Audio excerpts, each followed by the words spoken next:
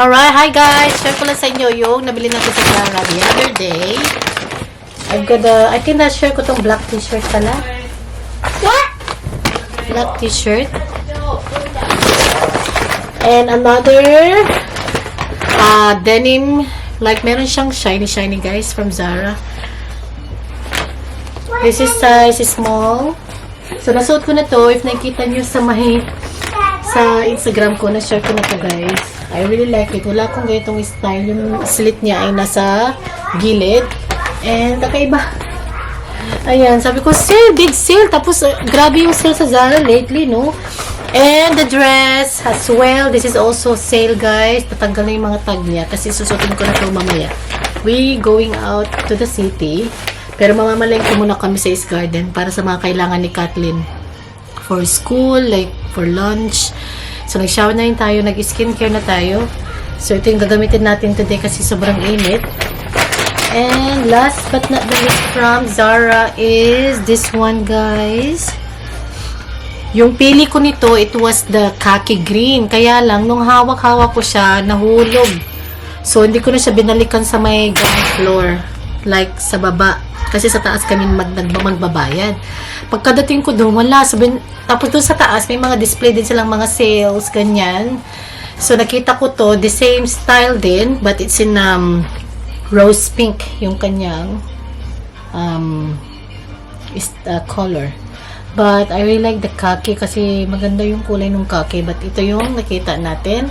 So, sabi ko, ito na lang. And this is only $15, mga bebe ko. $15 from... Teka lang, tingnan natin yung presyo niya. 39 yata to, from 39. Tapos, naging $15 na lang siya. So, kinuha na natin. So, papartner ko sana to dito.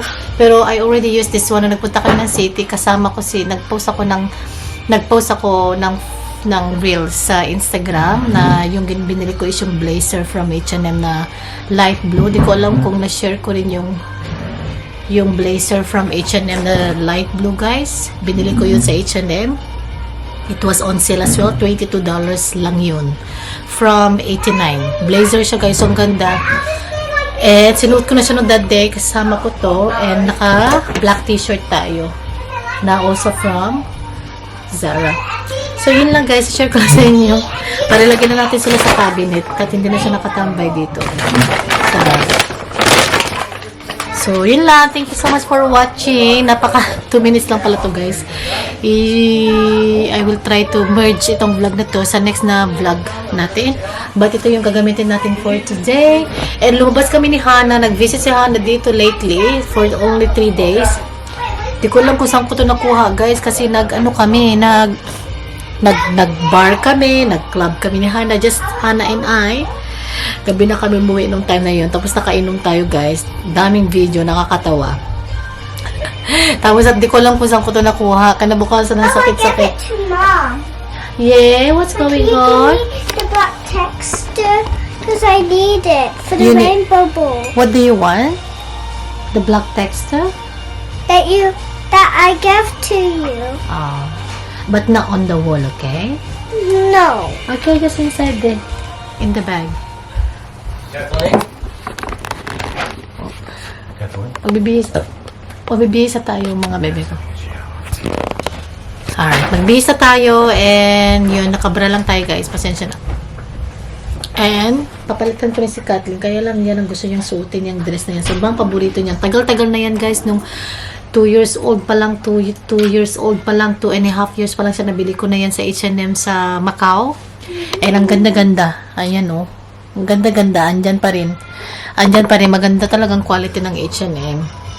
Kaya nakita ko yung blazer. Sabi ko, kinuha ko na guys. Kasi, bihira kasi makahanap ka ng blazer sa H&M na ganun kamura. Kasi normally, mamahal talaga ng lahat ng mga H&M ng mga pag hindi siya nag-sale. Pero mas okay yung presyo niya kaysa sa Zara, kumpara. At tas ang ganda pa ng tela ng H&M. So, yan. Anyway, nag-share ko na naman sa inyo. At nagpa-nails pala tayo lately. Hindi na ako nakapag-vlog, guys. Last vlog ko yata yun. Yung last vlog ko yata, I can't remember. Kasi meron pa tayong clip pala sa sa